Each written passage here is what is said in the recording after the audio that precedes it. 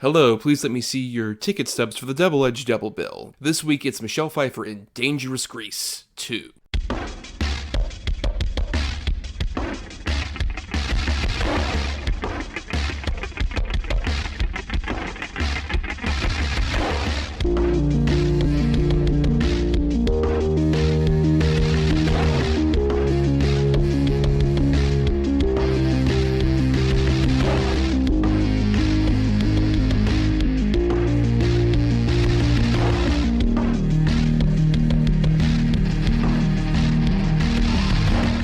Each week, Adam Thomas and Thomas Mariani will come to the table to discuss the randomly selected yin and yang of a double feature. Then, both will have to pick a number between 1 and 10 in order to seal their fates for the next episode.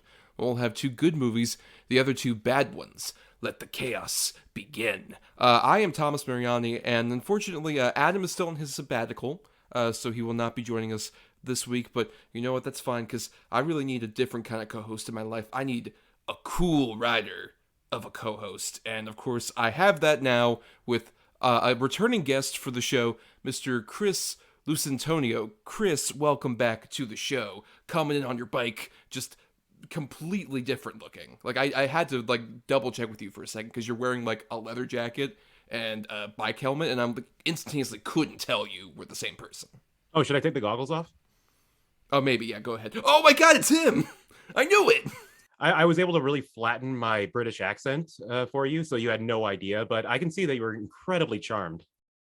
Very. I mean, honestly, quite charmed. But welcome back, Chris, to the show. I'm inviting you on here for this week. We're doing an episode in honor of Ant-Man and The Wasp Quantumania is coming out, which I'm sure... I don't know, do you have any love left for the Marvels at all, or is that not really interested in you at all? The real question is, did I have any to begin with? But what was there has been thoroughly hammered out of me by the releasing model that they have glommed onto in recent years. And when you said in honor of Ant-Man and Wasp Quantumania, I'm like, in honor?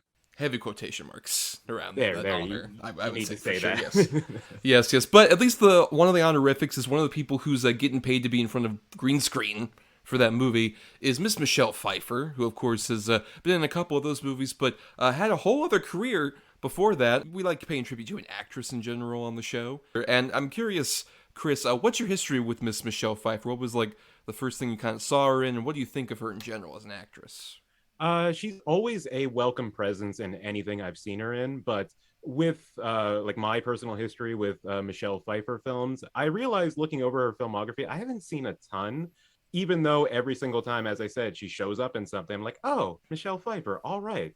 This kicked up a notch here. I would say that the first performance that I can really remember of hers, I would assume that'd be Batman Returns. That would be the stock answer for so many people.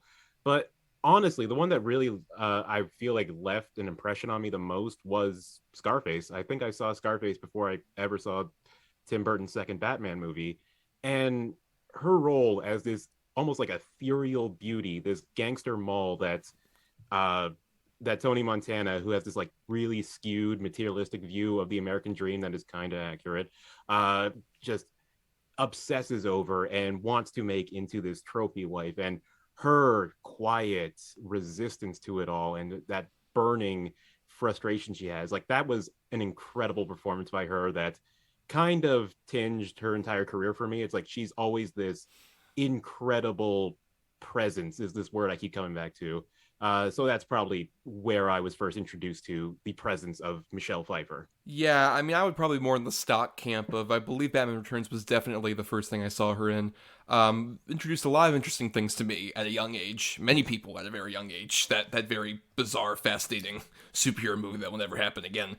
And I think the big thing with me and Pfeiffer is, I've seen a solid amount of her movies, especially I like doing research before the show, catching up on things I've missed with her in it. And I think what's fascinating is she's kind of a chameleon of an actress in a way I don't think a lot of people really appreciate. 100%, yeah. Yeah, because I think, a big thing with her is she kind of feels timeless in so many ways. Like, we're going to be talking about two movies that are period pieces, and she feels very much like she fits into both of them seamlessly. And I think that's even the case where even if she goes genre-ish with like Batman Returns in that very weird stylized world, or Stardust, or even a more regular sort of drama, she still fits in no matter what. I think she has a really great like ability to just like tap into whatever the movie's going for and instantaneously like drive with it, even if, you know, the rest of the movie might not work around her necessarily. I think she really tries to like deep dive into like what makes her character and the whole movie sort of work. And I think she, more often than not, like really works along with whatever material she's given. Yeah, I would absolutely agree with that. It's the versatility of her oeuvre. Like as you said, she can fit into almost any role and play. And she doesn't really have a type to play against, but you can slot her into almost any period, any genre, any like really anything, and she can make it work, even when the films themselves might let her down. Like I'm assuming, I haven't seen it yet, and probably not won't, but I'm assuming that she is like turning in incredible performances in the Ant-Man and Wasp films, where people will probably say like she's the best of a rather dire state of blockbuster Marvel movies. Yeah, I at least have seen the last Ant-Man and the Wasp, and I thought she was like pretty solid in that for what she was really given. The movie's kind of like about trying to find her necessarily, so she doesn't have a huge role in it necessarily. But then again, even in like the what was it in Endgame, where she's in like one shot during like that big like funeral scene at the end, and she fits perfectly in with this like incredibly like long-lasting series of all these different characters. Just like, no, she fits in with everybody else. I think that's the big thing, is that she's really able game for whatever. And it's a bummer that like I know part of it was like after a certain point, like her heyday in the 80s and 90s, she kind of like drifted off for a bit in the 2000s, like right after like What Lies Beneath. And she said to herself that like she kind of took a break a bit, but also it feels like a bit of Hollywood sexism at the same time that kind of like prevented her from, you know, being able to take on those roles as she was, you know, an actress like into her 50s and 60s or whatever. But at the same time, she still is incredible, and she still like works so well even in like more recent movies. I think it's just if the roles are given to her and she also has the desire to even like pounce on these roles, I think she can still knock them out, even if it's once again Ant-Man and the Wasp, or her and Michael Douglas are like, oh, we gotta get through the quantum realm and we gotta find whatever aliens are here. I guess they're, you know, they both earn their checks in those movies, I would say. Well, you describe that, and then you realize like this is a film with Michael Douglas and Michelle Pfeiffer in it, and like 20 years ago I would have loved to watch that movie, but it's mostly green screen action and Marvel quips. So you're really dulling some very interesting screen personas by slotting them into these roles. But yeah, I totally agree. Hell, an action comedy with those two and Paul Rudd, that sounds like fun. Oh But yeah, that's like a huge box office hit of like 2003. right, exactly. But let's travel back because we're discussing two films that we ended up picking at the end of our last episode. We'll first be talking about our bad pick here, which is Grease 2, and then our good pick, which is Dangerous Liaisons. But first, let's go ahead and jump into Grease 2. Get ready for another term at Rydell High with Michelle Pfeiffer and Maxwell Caulfield. I don't want no ordinary guys coming on strong to me. They don't know what I'm looking for. They don't know what I need. You're gonna know it when he gets here, 'cause the crowd don't be shaking. I'll do anything to let him know that I'm his. He's for the taking. I want a cool rider, a cool rider. We're gonna start tonight. Don't get sore when you lose tonight. We're gonna show you how to do it right. We're gonna start tonight. We're gonna start. There's more romance and rock and roll in Grease 2. We're gonna ball. Score, score, score, score, score. So Grease 2 came out June 11th, 1982. A bit of a distance between it and the original Grease from 1978, which of course this is a sequel to. Before we even get into anything about Grease 2, I'm curious, Chris, do you have any history with the 1978 very popular film Grease? Well, no. My Okay. my familiarity with Grease is I believe my mother was a fan, so I heard snippets of the soundtrack, and it was a, as you said, giant hit. It was ubiquitous in our culture, and so you pick up little traces of it here and there. So despite the fact I've never seen Grease, I feel like I've seen Grease, and from what I'm imagining, I would not be a fan of Grease. And that's why I wanted to go in completely blind to its sequel that apparently exists, to give it the best possible chance, not to taint my experience with whatever was Grease. Yeah, that is interesting because when I was younger, I have like a very much a contrast in that not only was I familiar with Grease, had seen Grease previously, but I have two younger sisters who glommed onto Grease very much. It's sort of like that 90s nostalgia for 70s nostalgia, 50s nostalgia, kind of like snake eating its tail kind of thing. Yeah. There was literally a point where like I would wake up in the morning for school and like elementary school to the soundtrack from Grease. You are describing my own personal hell. A bit. That's why I kind of like was not really a fan of Grease for a while. I think just because of that overexposure. But I will say I did rewatch it in prep for this episode for the first time, and it must be like 20 or so years. And I would still say I think Grease is very shabby fun for what it is. It barely connects on a plot level. It's very much just like songs and set pieces kind of connected together very loosely. But at the same time, there's kind of a charm to that. And, you know, it definitely feels like a movie that it was very popular at the time, still kind of maintained a popularity all the way to 82 when Alan Carr, the big producer, decided, like, you know what, we're going to not only just make a Grease 2, but he wanted to marvel out this series where he was like, I want to do more sequels that are set within, like, the later 60s and counterculture era. I want a TV show. I want to go full bore with this with Paramount. And this did not do well enough to necessitate that. I know. I gotta sit you down, buddy. This was not a big hit. But it's not the first role for Pfeiffer, but it's one of her early roles. And it has some interesting people also in the cast, like Christopher McDonald and Tab Hunter, a few other like fun people. Some of the people reprising their roles from Grease as well, like Didi Khan as Frenchie, amongst other people. And so, without any of that knowledge of the previous Grease, Chris, what'd you think of Grease 2? I am fascinated by this movie. Like, I am not entirely sure where I land on whether it's good or bad, because it's an incredibly incompetent musical. Almost all of its musical set pieces are just awfully directed. Like, nothing really works. There's no real sense of like storyline. These music scenes just kind of happen. It's just a really big mess, but it's so incredibly wrong-headed and weird, and it has this life attached to a far allegedly superior film that I have not seen. Yeah, I have no idea what this film is, and I'm kind of fascinated by just how weird it can get, and its many moving parts that just seem so incongruous to one another. Yeah, I think I have a similar kind of thing with it where, like, Grease 2 definitely has this weird thing where the reason why it exists is so crass and commercial. And the songs, which are done by a guy named Louis St. Louis, who had worked on, like, arranging the music that was based on, like, the Broadway show for the original Grease. And interestingly, he wrote one of the few original songs in Grease, which is like this song called Sandy that John Travolta sings on his own in a drive-in. That's like easily the worst song of the original Grease.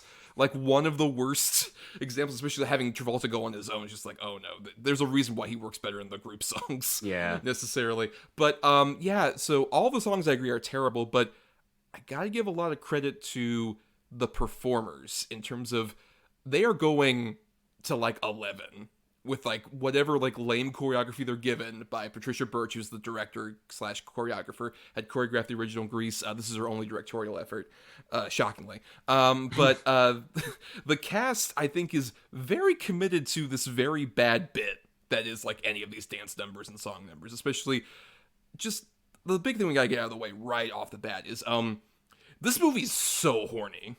Like, the original Grease is also horny, but there are at least 3 separate musical numbers just about, like, we need to fuck. No, yeah, it's turning the subtext of the first film into the text of the film. Like, some of these songs are just explicitly about having sex, and that is trying to appeal to the same audience of the first one, which is this peachy keen teeny bopper kind of throwback to the 50s, is again the word I keep coming back to is wrong-headed. Because like, who is this appealing to?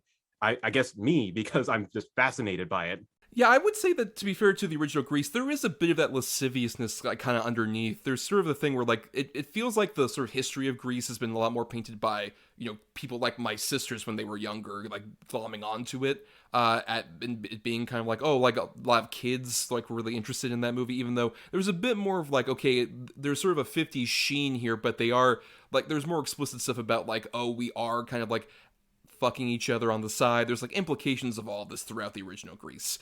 But despite, it's not very subtle in the original Grease, but by comparison to Grease 2, it is like, you know, a very subtle artistic piece about like sort of teenage sexuality. Versus here you've got like the song Score Tonight, which is done at a bowling alley. The sexiest sport of all, of course, bowling.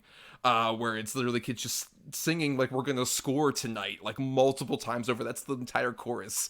And then there's the one about reproduction, where they're singing about sexual reproduction of plants in school. At one point, like literally Tab Hunter gets hit on by one of the students who was just like, do you wear a condom? Basically, is literally like what the premise of their lyric is. And then the let's do it for our country, where two kids are gonna fuck inside of like a bomb shelter. Yeah, there is a difference between like the tone of Grease, where it's like, I've got chills, they're multiplying. You can extrapolate there and figure out what he's saying. And there's a difference between that and that, like several lines in Do It For My Country. It's like, Ronald Reagan wants us to fuck. We're gonna fuck for the Statue of Liberty and Disneyland and like all their landmarks. Like for their edification. Like, let's do it for the Grand Canyon, baby. Let's do it for the Grand Canyon.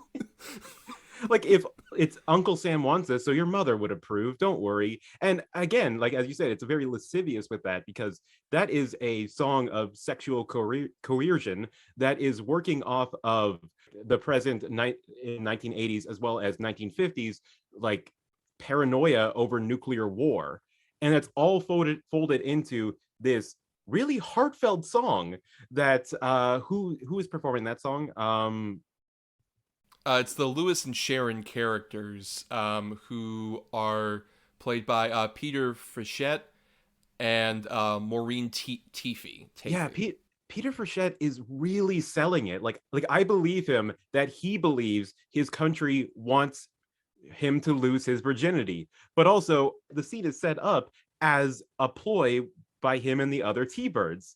And of course, this scene has nothing to do with the rest of the film. No, not at all. No, it's like much of the musical numbers do just kind of feel like off and center, which once again, the original Grease, like not a very cohesive plot necessarily, but at least there's kind of like a flowing thing with like, okay, Sandy and Danny Zuko have like that trouble at the beginning where like they were like off together for the summer, and then the conflict of like, oh, we got to present ourselves in front of each other differently, as opposed to this movie kind of tries to do a gender bent version of this, where you got like the Michelle Pfeiffer's character of Stephanie, who's the leader of the Pink Ladies, who in this case is like kind of like the tough girl who's like living her life, and then Maxwell Caulfield comes in as Michael, who's the dorky dude, even though this motherfucker looks like Brad Pitt.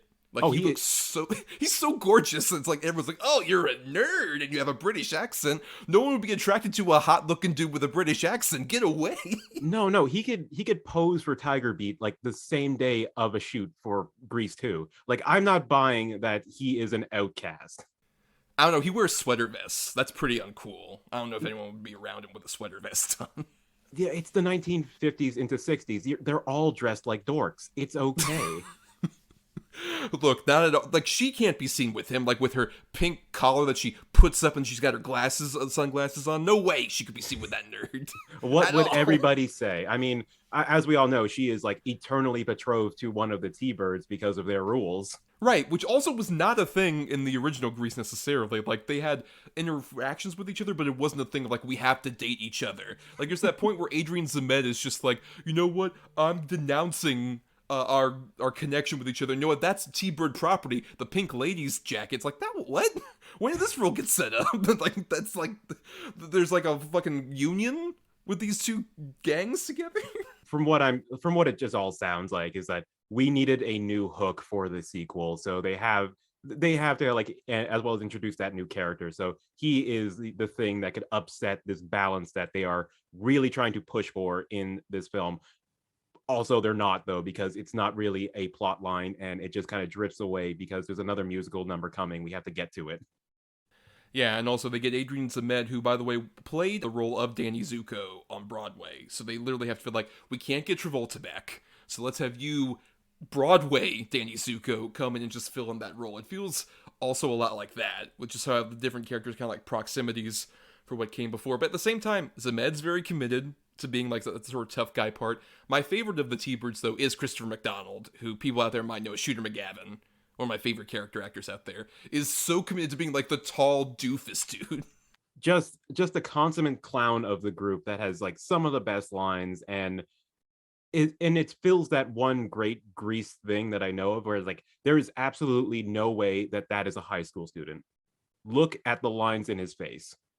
That's true. Most of them are kind of fit that same, like, we're late 20s, early 30s people playing high schoolers, except the weird one in this case is very young Pamela Adlon as Dolores, the one pink lady who actually looks like a child, and also is the one who keeps coming up to Maxwell Caulfield just like, hey, you want to go out sometime and stuff like that. Like, this is very uncomfortable. I don't know why we're doing this. It is. It's a really weird decision, but I really liked her performance in this. I feel like outside of Pfeiffer, she's the only pink lady that has a kind of screen presence, unfortunately, because she has so many great bits in this movie. There's that one scene when she's skateboarding to the bowling alley and she passes by the big bat, what is supposed to be the villain of the movie, and goes by him, no issue there. And then as soon as she gets to the door, she turns around and goes like, "Scum."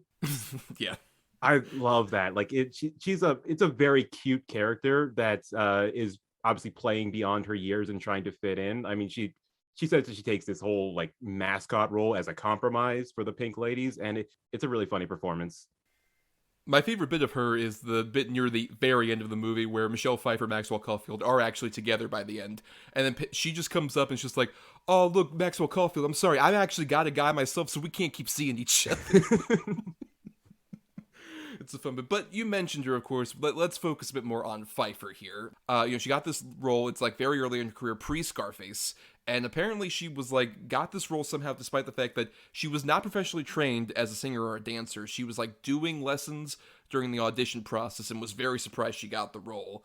How do you feel about Pfeiffer in the very early performance here? I think this performance is good, like very good. I have no idea what it's doing in this movie. Like, she has an incredible, like, well, not incredible, like a very engaging arc to this, to Grease 2, where she's like locked into this weird like relationship with the T-Birds, and she seems so blasé about this whole organization they have, and wants this what she thinks to be this perfection of her like desires, which is this cool rider character that she wants. And when she gets it, there's these moments, it's all pushed by Michelle Pfeiffer's acting, where she's like conflicted about it while she is gradually falling in love with Michael Carrington, Maxwell Caulfield's character. And it's such a like a weirdly grounded performance that feels like a like run-of-the-mill like high school girl discovering like real love for the first time, which is fantastic. And she has presence. Like you can tell like from the get-go as like, one of her first roles, she has star power. No matter what Grease 2 did at the box office, she was going to be fine because people were going to notice her in this role. But when everybody else is playing this parodic archetype of 1950s youth culture, or rather like a parody of the Grease roles that are they're trying to slot them into, she sticks out like so well and then so badly, because it feels like she's off in her own movie. Yeah, to the degree that during her great song Cool Rider, which is not a very well written song, but she really sells it once again with whatever limited choreography she has, where there's a point where she's like doing some chicken bucks with like her arms and stuff like that, it doesn't matter because she looks instantaneously still like very cool and very much like she's just in that ecstasy of just like, this is my fantasy of what I want out of a man. And like as she's dancing, there's that point where like she leaves the auditorium where she starts dancing and then into the school, and no one pays attention to her. Like, to the degree that, like, as the song is ending, it's Maxwell Caulfield and I believe Peter Frechette are talking to each other about other bullshit. Like, they don't even notice that she's leaving. She's like, so anyway, yo, can you write a paper for me? God. Again, just so many plot lines that go nowhere in this film. But that cool rider scene is interesting, and like, because it points to all the problems with this film, that it's not a greatly written song, but Pfeiffer sells it with her singing performance, as well as not necessarily her physical performance, but what she's able to do outside of the choreography. You do really buy that it's like this weirdly longing song for a Meatloaf character from, like, because it's like a Bat Out of Hell song, honestly. But this sequence is shot terribly for a musical. Like, it's for each of the three verses, it's close up on Michelle Pfeiffer's face talking to Maxwell Caulfield. Then the second verse, her climbing a ladder. And then the third verse, as you said, like chicken balking dancing in an abandoned room. Like, this is a terrible set piece for your movie that is supposed to be like, it's supposed to explain her entire character and her whole arc of like what she wants and her like emotional side.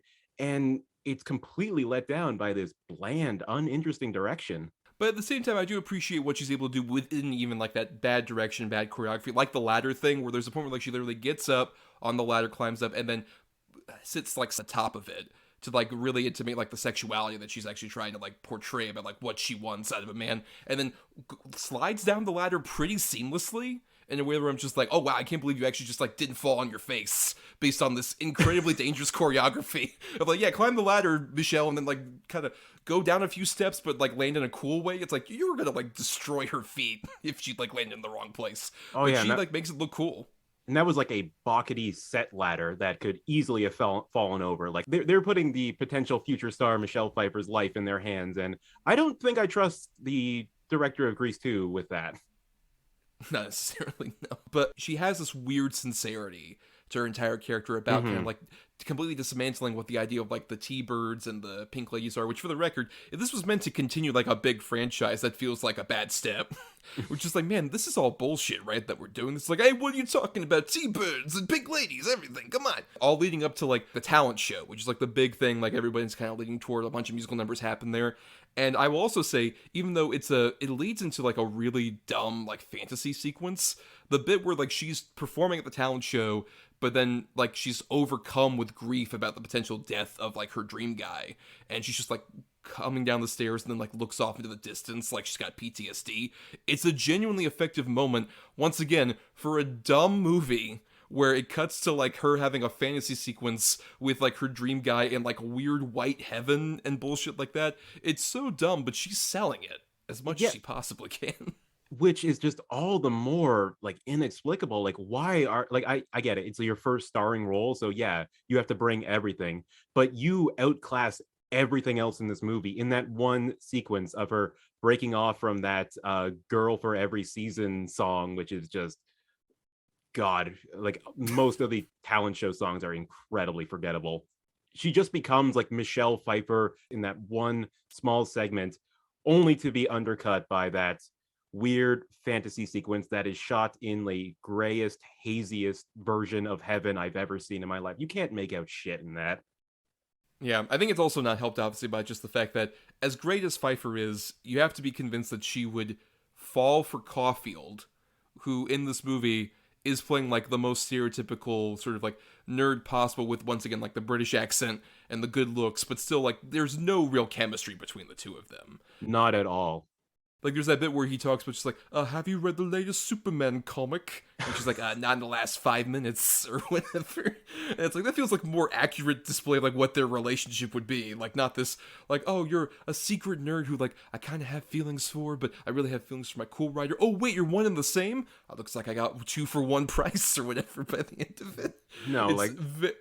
you don't believe there's necessarily chemistry at all in this. Not at all. Like, Michelle Pfeiffer, presence. Maxwell Caulfield, he blends into the backdrop. He is he's always kind of, from what I've seen him in, he's always kind of been a wooden actor, and here he's given more substantial things to do, but in everything, it's just, maybe it's the fault of the writing, but there's nothing charming here other than his charming, boyish good looks. And the fact that you have this Stephanie character who is being very, like, as I'm saying, like, very interesting with her whole arc, this weird romantic problem she's finding herself in, where she is given exactly what she wants, and she's wondering if that's real, if it's all cracked up to be, and if it's just a fantasy. What does she want out of this cool writer person who just shows up and leaves? Like that scene with her and Maxwell Caulfield in the diner, where she's explaining all this to him, and like, I'm into it. Like, I'm buying everything she says. Like, it sounds like she's really working through something. And there's just Caulfield just sitting there, repeating things back at her, just waiting for his burger, talking about Hamlet. Scintillating chemistry, though, the two of them. Just, you can instantly tell they're gonna fall in love at that luau that happens later. She has more chemistry with Adrian Zemed, because I believe that at one point there was a relationship there that went wrong because of the T-Bird Pink Lady thing and their whole weird bond. Like, this launched the career of Michelle Pfeiffer to a degree, and I would feel like she would not be like embarrassed to bring it up again. Caulfield, like, this might be all he got. Yeah, I'd probably say, if anything, he has more chemistry with Frenchie, which is a really weird thing, where, like, she was one of the pink ladies in the original movie, and they just guess, like, she's the one who they could get to come back. And she explains just like, oh yeah, I'm trying to get all my credits together so I can get out of here or whatever after I dropped out for beauty school. She's one of many weird characters who come back.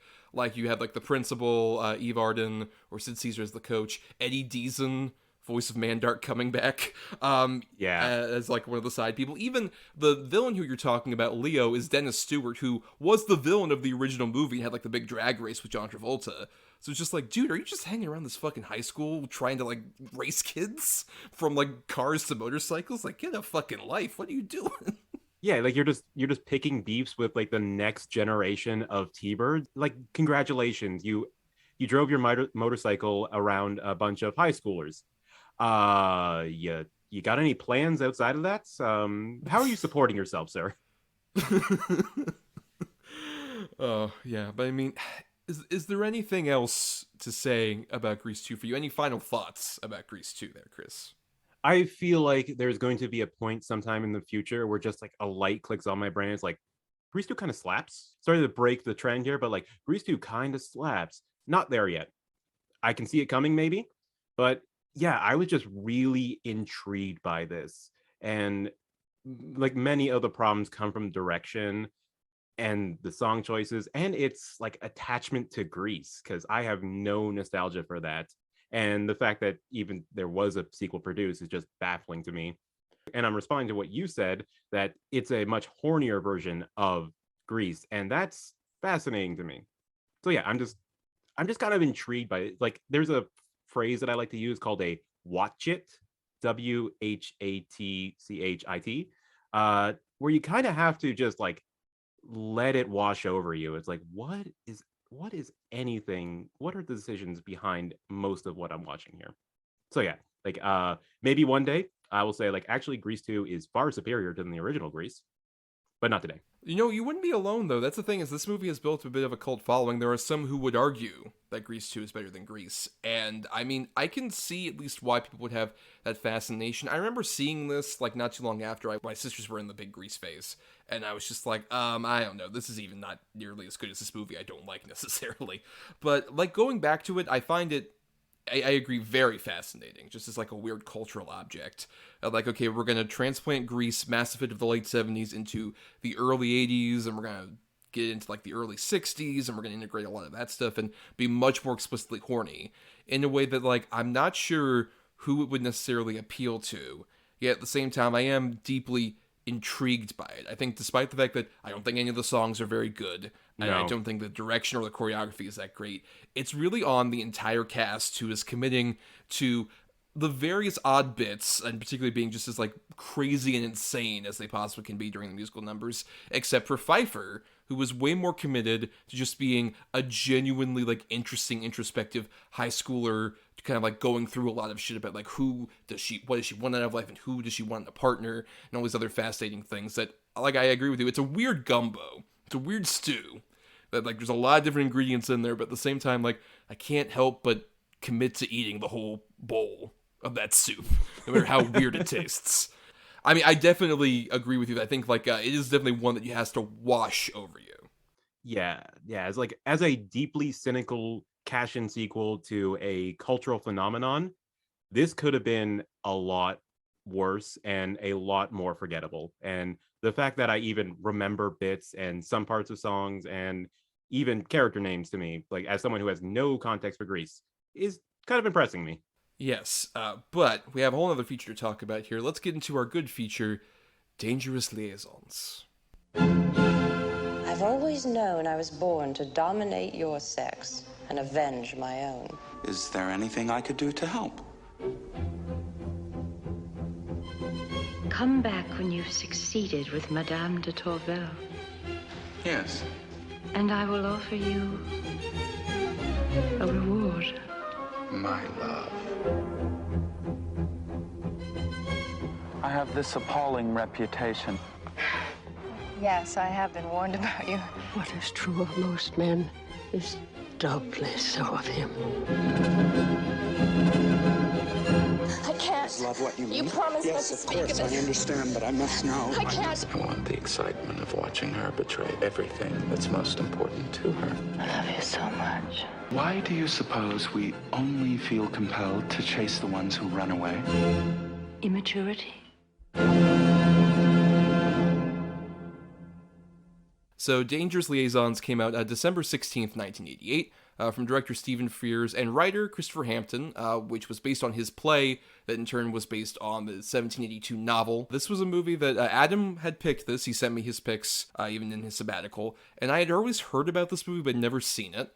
And it's very interesting, especially if any of you are fans of Cruel Intentions out there.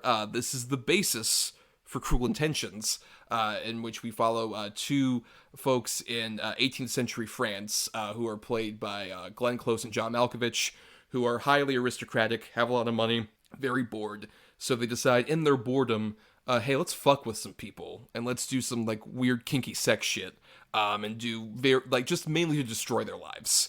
And ends up encompassing both a young woman played by Uma Thurman and the wife of a nobleman who's off in Congress, played by Michelle Pfeiffer, and some other people pop up here, including Peter Capaldi and a very young Keanu Reeves. We'll get into all of it. It's a very interesting movie, but I'm curious, Chris, did you have any relationship with Dangerous Liaisons before I tasked you to watch it for the show?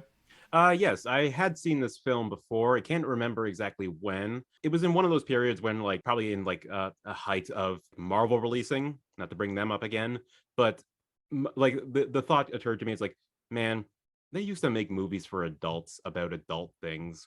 And Dangerous Liaisons, like, I had not seen it at the time. It's like, this feels like a movie for adults.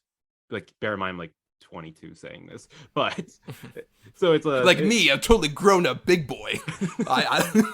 So it was just like a curiosity, because I had known Stephen Frears, his work, and I've been interested in a lot of it, and this just felt like a big film for big performances, and so I thought, like, I would give it a shot. And I was just kind of bowled over by it. So many great performances in this film. Like, this is one of my favorite Malkovich performances.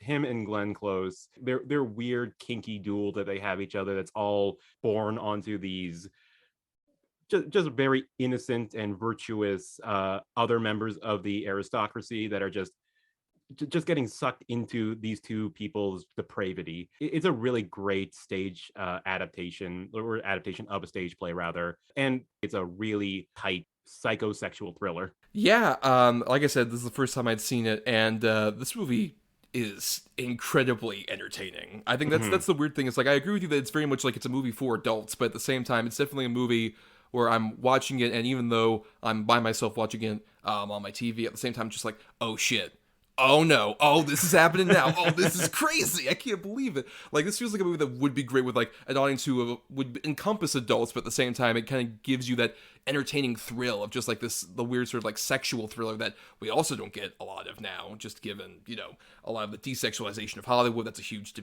Twitter discourse that's going on and rages for months on end. But when you see a movie like this, you can kind of see it because, like, with the John Malkovich and Glenn Close characters, the big thing is just that, like, they're doing this back and forth because Close is tempting, just like, if you can prove to me that you will take Michelle Pfeiffer, who's this noble woman who does not go for any of our depravities, and sink her down to our level and prove it to me in writing, I'll fuck the shit out of you. And he's just like, challenge accepted. And like that, just the fact that like it goes on like a wager, like this is like the two fucking brothers from Trading Places, like it's over $1 kind of bullshit, is so fascinating to me. And I think like the chemistry off of Close and Malkovich, there is a sexuality there, but there's also so much inherent depravity where, especially just consider like Close, obviously I've seen her in like other things and I can see her being a sexual being at some point. Malkovich is like so a slimy weirdo dude who I would never imagine being sexual, but it works for this movie. Like when he says to Michelle Pfeiffer at one point, like, I adore you, and even the music is like incredibly terrifying, like it's a horror movie, where it's just like him giving you a compliment of some kind of like big expression of love is a danger, don't go there, no, this is bad. Exactly, because it's such a calculating performance. It's a sinister kind of aristocrat who is like absolutely bored with the pleasures of life, like who can probably only really get hard if he knows that it's fucking with somebody else. Like and it's as you said, so slimy, so manipulative, even to the point where it might be to the detriment of the third act, where his late in film turn after the love of Michelle Pfeiffer's character Dave Torvell has like put him onto a new path. It's still just he's just way too committed to that sliminess of the earlier scenes where it's a hard sell, and Malkovich does his best.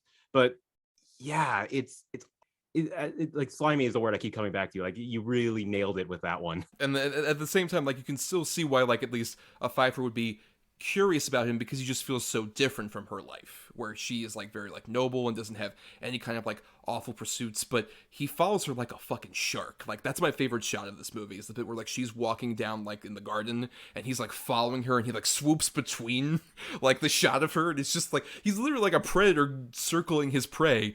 But at the same time, like you can see why at least Pfeiffer has like a fascination. It's just like, this is so different, this is so odd for me. Like he's giving me something completely different in my life. Meanwhile, it's Malkovich being just like, I love you with a fiery passion. It's like, no, he's a shark. Get away from him.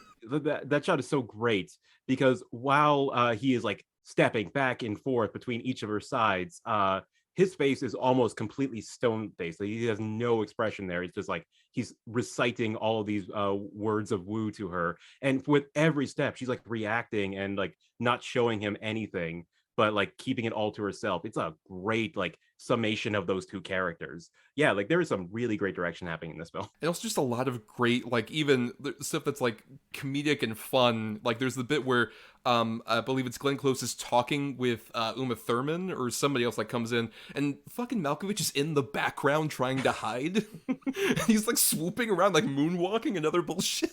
It's like, it's genuinely very like funny at the same time. It never like destroys any of the like the tension of all of this. There's like a lot of like humorous stuff there, but it's sort of like a pithy, almost dark humor. Like even especially whenever Glenn Close like gets more news, just like, oh, are you getting close to her?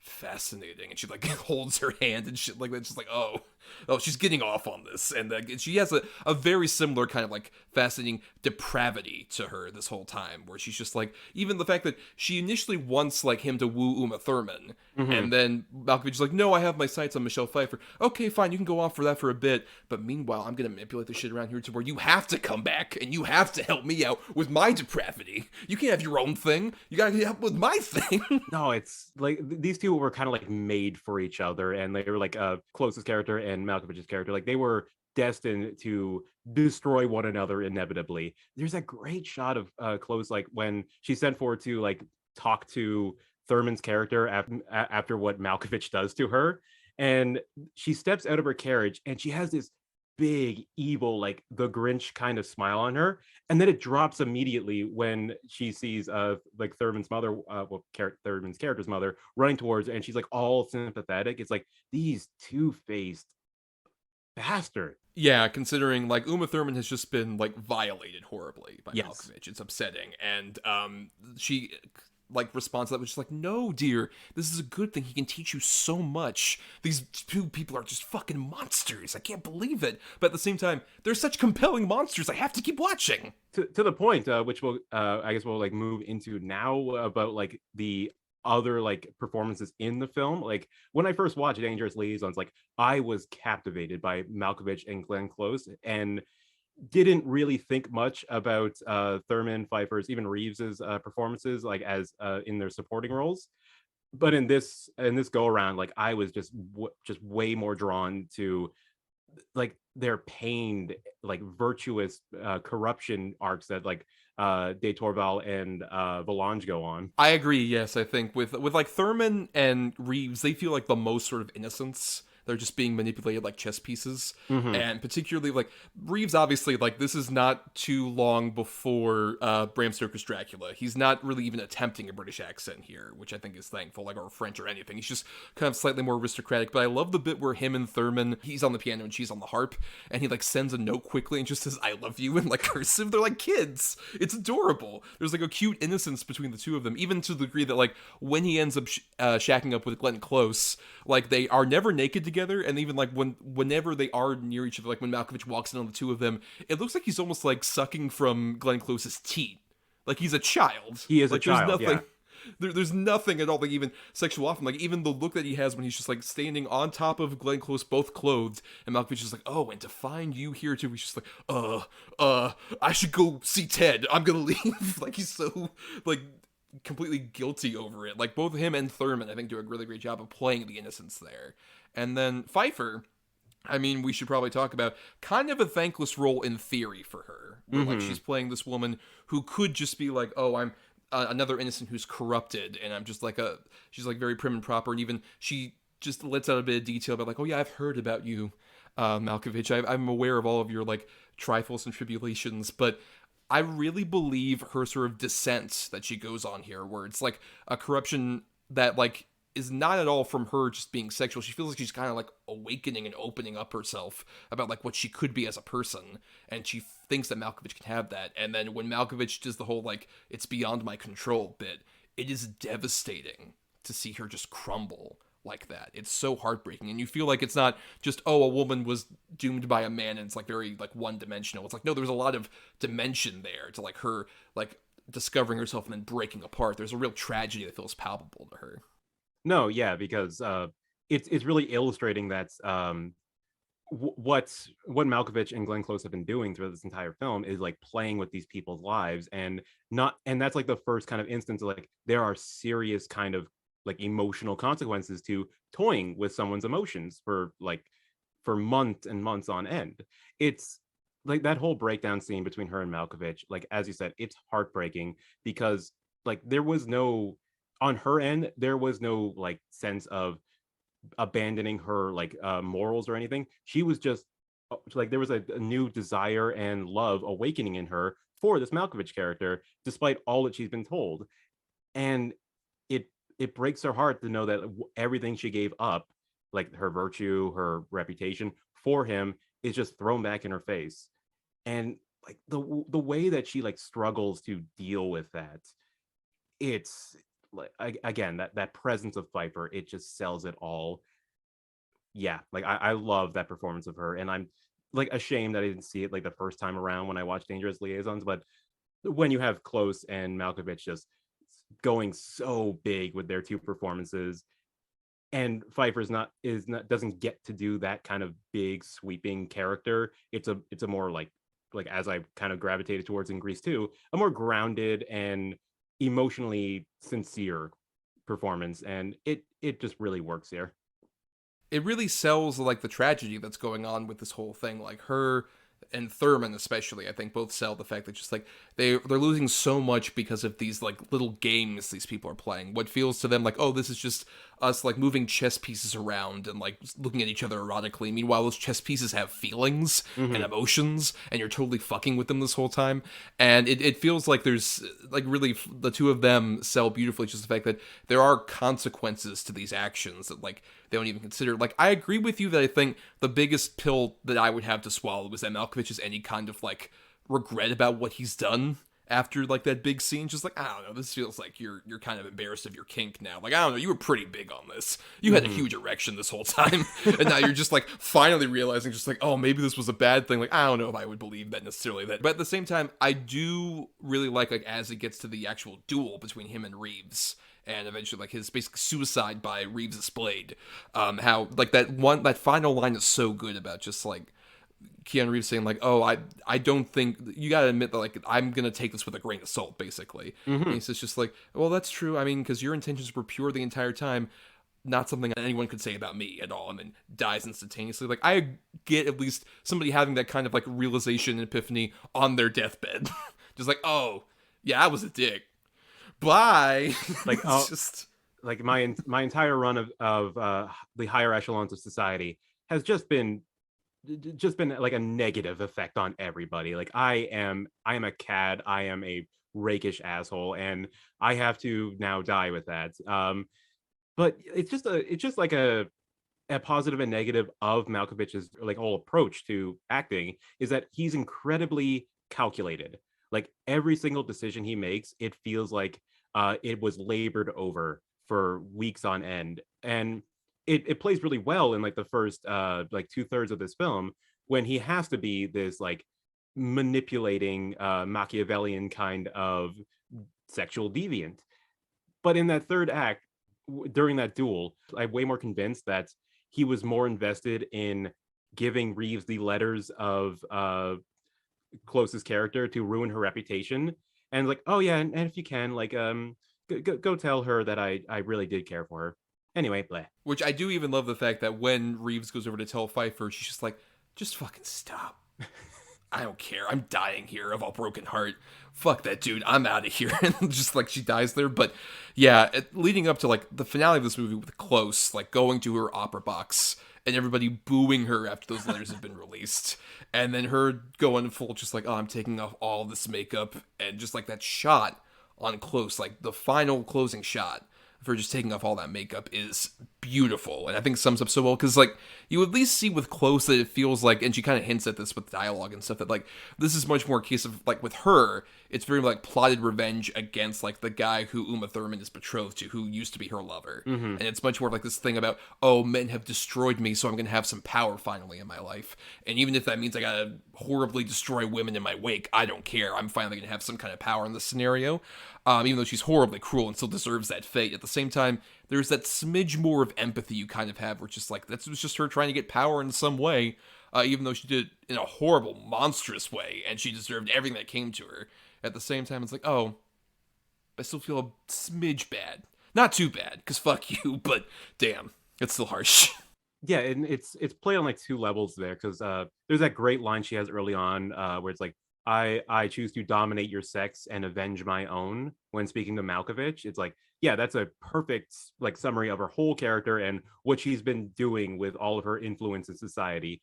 And in that final shot, it's like there is that tinge of empathy there, because like, yeah, you're no longer protected, but in the process of taking off all that makeup and by herself rather than have all her servants do it, it's like you start to realize like, oh right, the only reason why you were able to play chess with these people's emotions is because you are incredibly guarded in society. You have influence, you have privilege that these other characters just don't, and they can't see through your designs because they trust you as this person who is on a higher rung of society.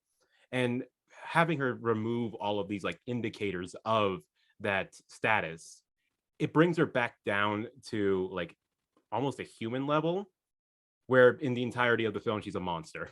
Right, yeah. I think he does a really good job with that. And, you know, just in terms of like some of the other stuff here, like Close was nominated along with Pfeiffer for Best Supporting Actress, and it was nominated for Best Score, or the Academy Awards, but it ended up winning adapted screenplay, art direction, and costume design. Those 3 very deserved. I think we haven't talked that much about how it looks and everything, but it's such a perfect recreation of like that kind of like right before the Revolution era France, and with the costumes and the art direction and everything. It just feels like it works for like the fact that it looks so authentic and like grand and massive.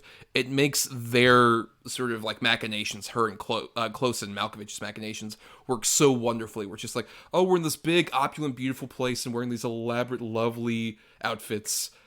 God, we're so bored. Let's fuck with people so we can get hard-ons. Let's do that, because this is so big and massive, and we're so small. Let's just fuck with the other smaller people. We are surrounded by the laps of luxury and these in these like historic buildings that have stood the test of time. But you know, that's just not enough. Like I need to break somebody's heart.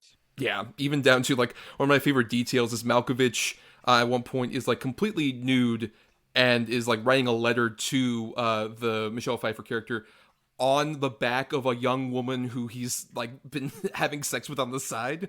There's just like, that's how like opulent is just like, oh, I can't write on like this elaborate desk I have off to the side of my bed. No, I have to write on this woman who's here, and I can get off on also doing this, like treating her like furniture, treating her like an object. Yeah, it's another like around all this opulence, he's once again just doing something depraved and maddening, and also getting her off at the same time with it. It's so perfect. And it's again layers to that, because it's literally turning this woman into an object while he is attempting to seduce another woman with that letter and make her believe that he legitimately loves her. It's the layers of scum that this guy has is incredible.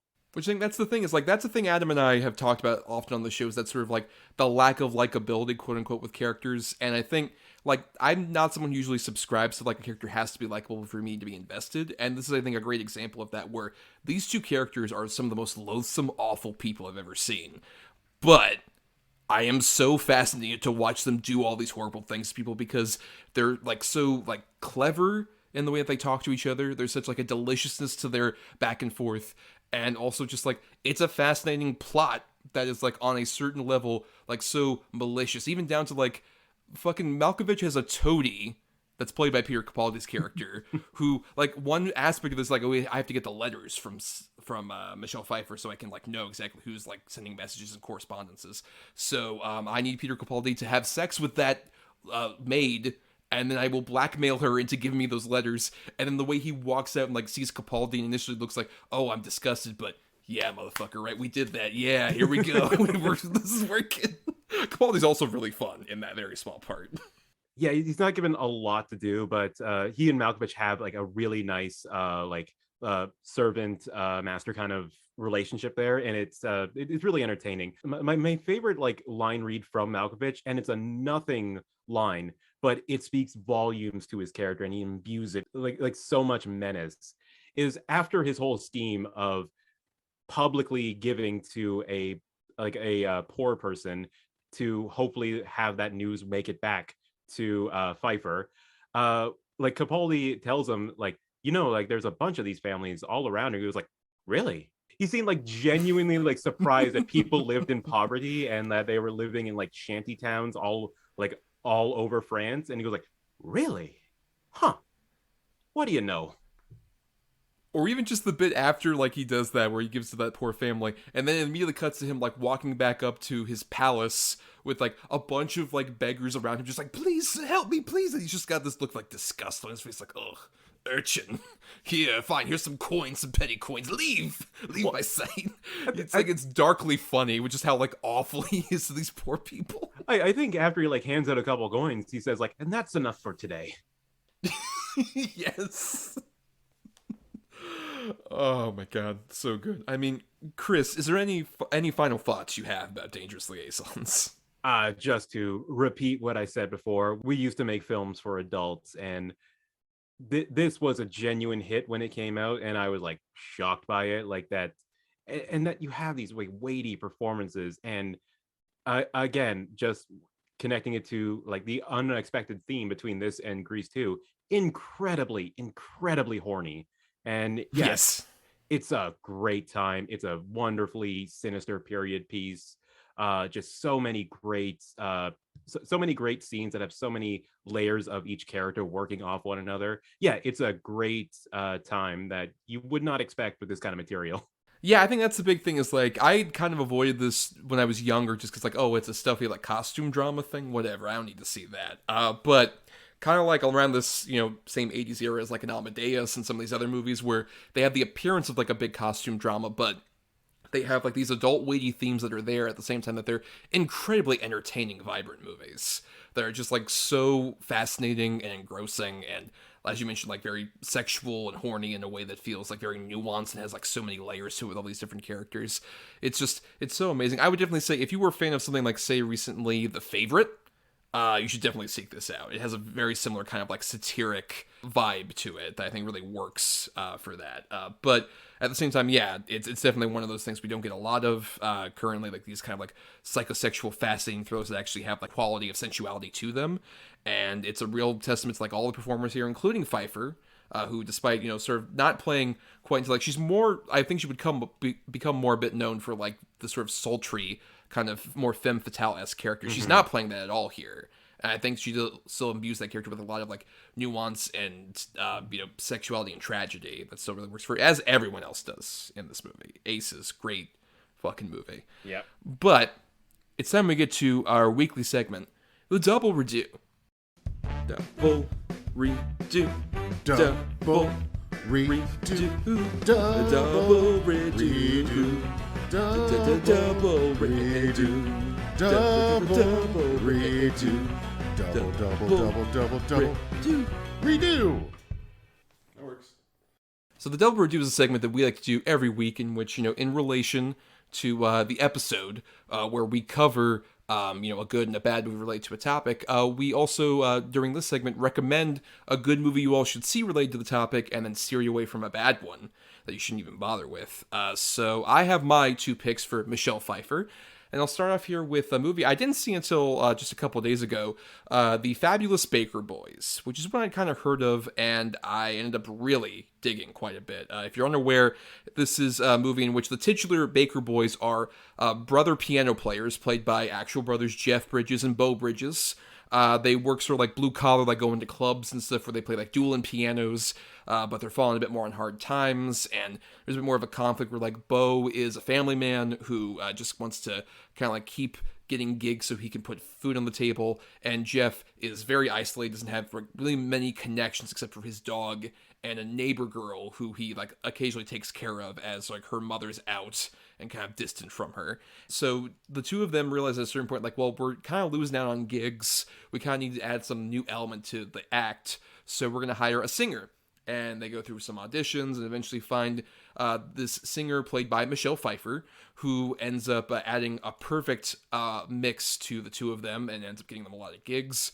But at the same time, Jeff Bridges starts getting feels for Pfeiffer's character, and it ends up becoming, sort of a big blocking point between his brother and the actual business that they're doing versus like what he actually wants out of life and his passions for doing more like jazz set stuff that he gets out of like what her desires are as well for performing, but also even their sexual desires. And I think it's a great little like sort of dramedy movie where there's a lot of like funny lines and back and forth between all these characters, but there's also a palpable sense of sexuality. Particularly, there's a whole bit where Pfeiffer does like a big singing number, like one shot to the Man I Love song, and it's so tremendous. It's such a great example of like what she can actually display. And there's also, once again, this movie that feels like it's for adults in terms of like right after they sort of have like this big New Year's Eve bash that they perform at where Beau is gone, Bridges and Pfeiffer have like this cool down moment where they're just talking to each other, and then she's just like, oh my god, I'm feeling tensed up, can you like help me, just give me like a bit of like a massage or something? And they have the sexiest back massage scene I've ever seen in a movie. It is so just like immediately like palpable, that connection they have, and fascinating. It's such a great movie that once again feels like it's actually for adults, which is not something unfortunately we get a lot of these days, like we mentioned with Dangerous Liaisons. And then my bad pick is her reuniting with the director who got a great performance out of her in Batman Returns. She reunited with Tim Burton for Dark Shadows, which, the Johnny Depp of it all makes it immediately not interesting as a movie. But even before all the recent controversies with him, this was like a dead on arrival, very bad horror comedy that had, I think, some potential, with especially like a huge cast around Depp, like Chloe Moretz, Pfeiffer, Jackie Earle Haley, a lot of fun people in this movie. But it's based on the old soap opera involving like a vampire character like coming back from like the 1800s into like the 70s, and it feels like very like familiar and tired. None of the jokes really work that well. The only thing that really works for me is Ava Green, who plays the sort of like immortal love interest for Johnny Depp's character. One of many examples where I was just like, man, Eva Green, you're popping so wonderfully. I wish you wouldn't do Tim Burton movies, because she was on that kick for quite a bit. And otherwise, yeah, even like Pfeiffer is like so sidelined along with like most of the other cast that it just feels like a tremendous waste of so much talent that's involved there. I fucking love The Fabulous Baker Boys. That is a phenomenal movie. That's like one of my favorite Jeff Bridges performances, and that like natural, obviously brotherly chemistry he has with Beau Bridges, it just pops right off the screen. This is like also one of my favorite, like I would hold this up as like a near perfect screenplay. Just everything in it just works so well. And yeah, Pfeiffer as that loud singer, I think like Susie Diamond is her name or something. I believe so, yeah. Yeah, like one of her best like musical performances. She has an incredible voice in that movie, but yeah, just the way that she's introduced to this duo of brothers and completely unseats it. It's like just a perfect movie for adults. Not to harp on that, but yeah, love it. And also to shout out a very fun young performance from Jennifer Tilly. That is true, yeah. One of the failed auditioners, yes. But I don't like to think about Fabulous Baker Boys too much, because that Steve Kloves, the director, he got like sidelined into the Harry Potter world and just never came out again. Yeah, really like it was him. It's just like, oh my god, this is so great. And just like he's become like the Harry Potter like boy for like so long. Like, oh no, that's such a bummer. I think he wrote every one of them except for like the fifth one, and it's like, man, you couldn't be making more movies like this. And Dark Shadows skipped it.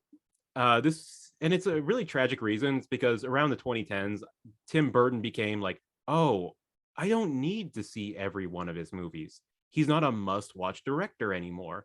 And that really hurt, because like I held him up as like one of these, like I have to see everything that this guy's involved in, that he's working with, because no one is doing it like him. Like, and I maintain, like, ironically, even despite the Johnny Depp of it all, Ed Wood is my favorite all-time movie. And he will never make another movie like Ed Wood. He tried in like 2014 with Big Eyes when he teamed with the same writing duo. But yeah, I saw the initial trailers for Dark Shadows and just went like, oh, he's still doing these kind of movies. Yeah, especially this was the movie right after Alice in Wonderland. So it was just like a devastating point. Like, maybe he'll get good again. And then, Frank and Weenie came up and I really liked that movie. And then Tim Burton. Yeah. Very unfortunate. But what about your choices for the double redo, Chris?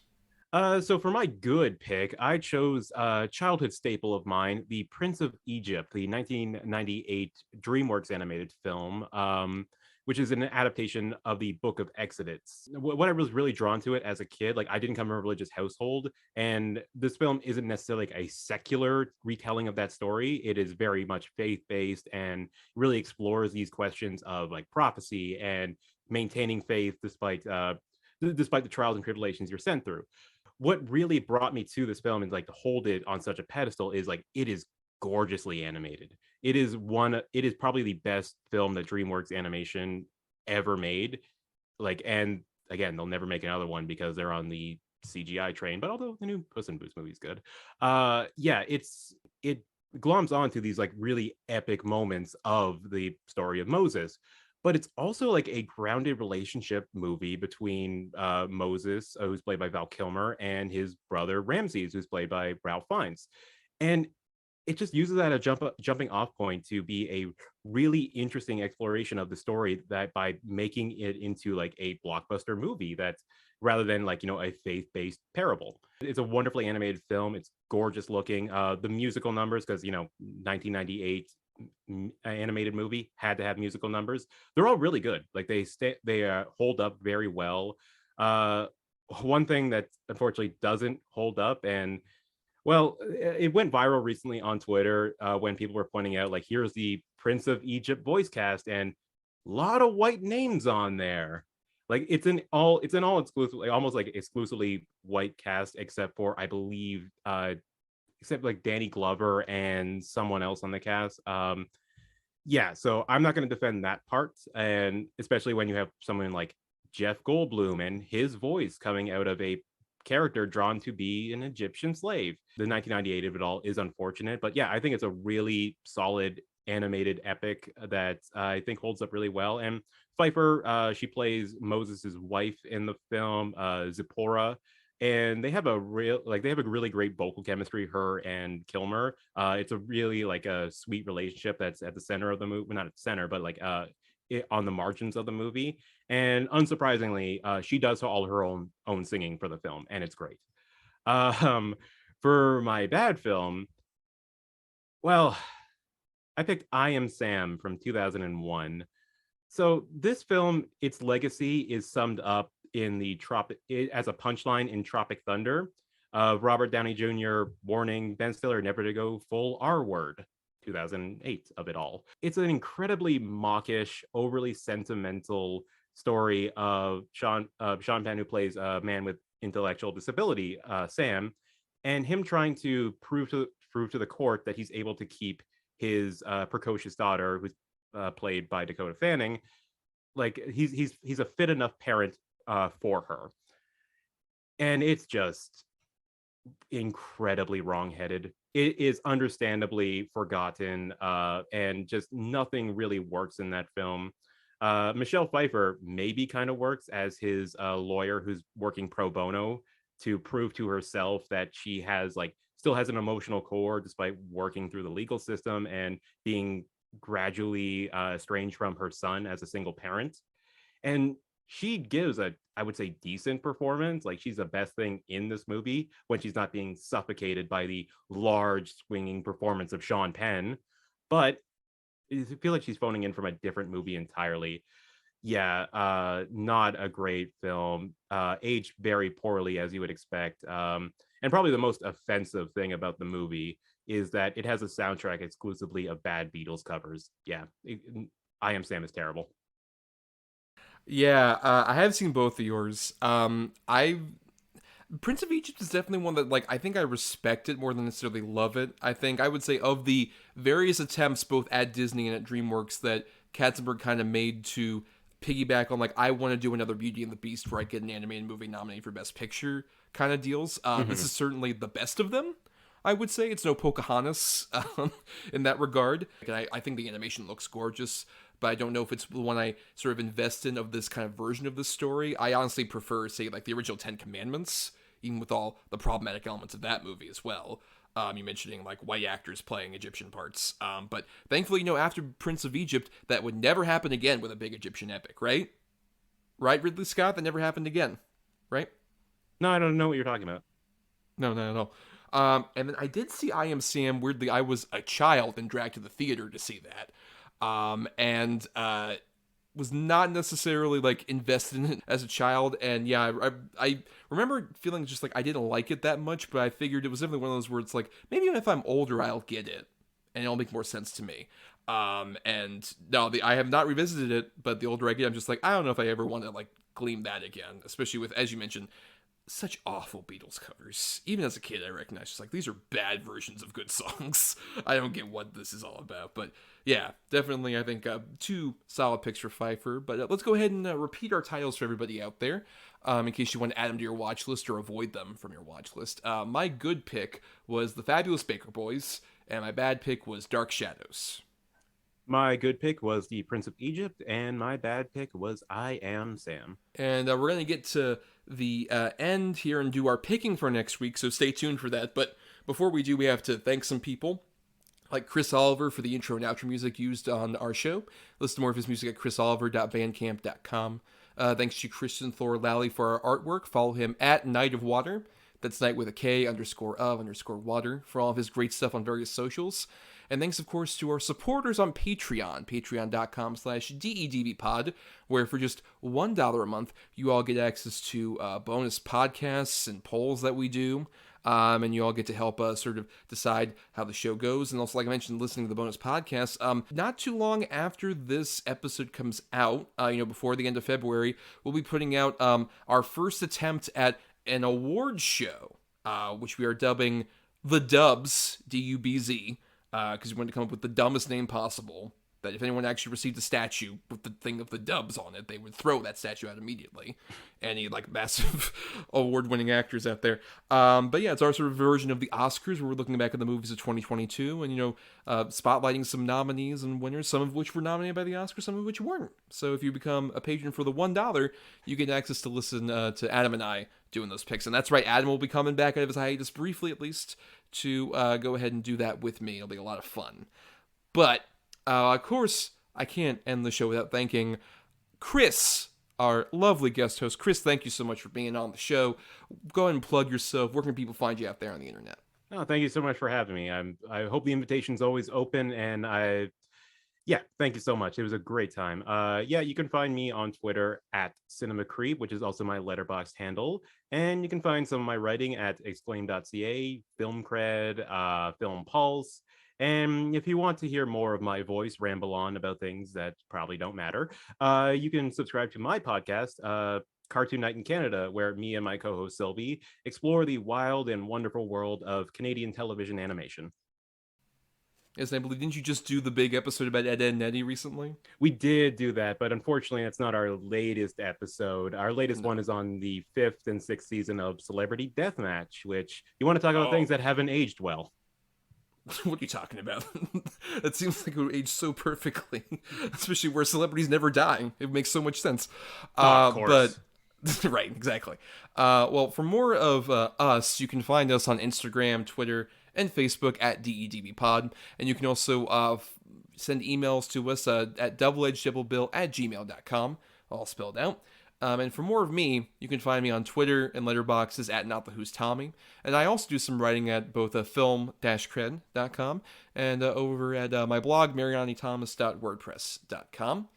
And for more of the show, please subscribe to us on various platforms like Apple Podcasts, Stitcher, or wherever you get your podcasts out there. If you're listening on Talk Film Society, why not listen to all the other great shows that are here on the network? And you can also dig into our archives on our Podbean main feed for 200 episodes before you even joined TFS. And everything else, if you can't support us on the Patreon for the $1, it's cool. We get it. Money's tight.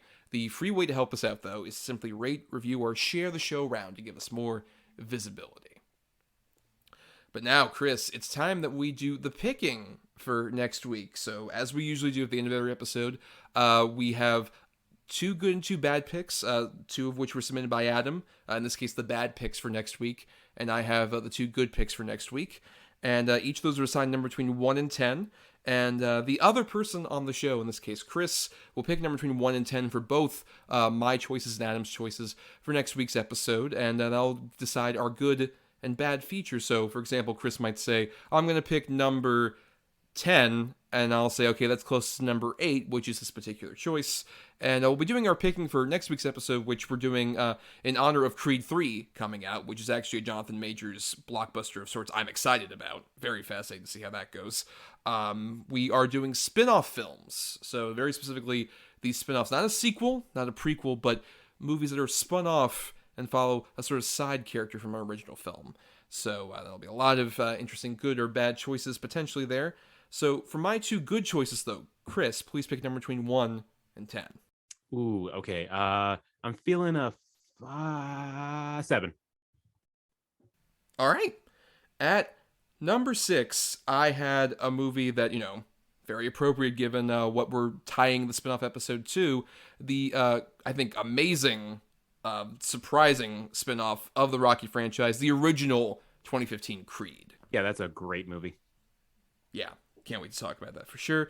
Though, on the other side of things, I had one over at number 2 that I think doesn't get enough credit as a really fun spin-off, and I think definitely is especially of a surprise great movie as well. Just they spun off this one side character who's obviously a big character in other media and did a great job with it. Over at number 2, I had the Lego Batman movie. Oh God, yeah, that holds up surprisingly well. I rewatched it recently. That is a delightful Lego movie. Great movie. But now, For Adam's 2 bad picks, please, Chris, number between 1 and 10 once again. Give me 9. Okay. At number 10, Adam has an interesting one I have not seen, and I guess is technically a spin-off in that it relates to a very early sort of like 70s, 80s franchise that it was kind of like an infamous disaster. He has 1984's Supergirl. Oh. Oh, no. Yeah. I'm sorry. You want me to pick again? No. I'm at least glad we went with that, because over at number 3, Adam had selected, I think, a much worse movie. That was a very bizarre spin-off for a bizarrely, like, successful movie. I believe the biggest bomb of a comedy of all time. He had Evan Almighty. Oh, Jesus. Oh, yeah, you got the... I guess you're lucky. It might not feel like it right now, but you dodged that bullet there. I've seen Evan Almighty. I'm aware that there's that's a much more painful experience, I think, than Supergirl. Supergirl at least is like fascinating to some degree. So yeah, we'll be talking about Creed and Supergirl next time on the show here. But until next time, everybody, just get on your bikes and find yourself a cool rider.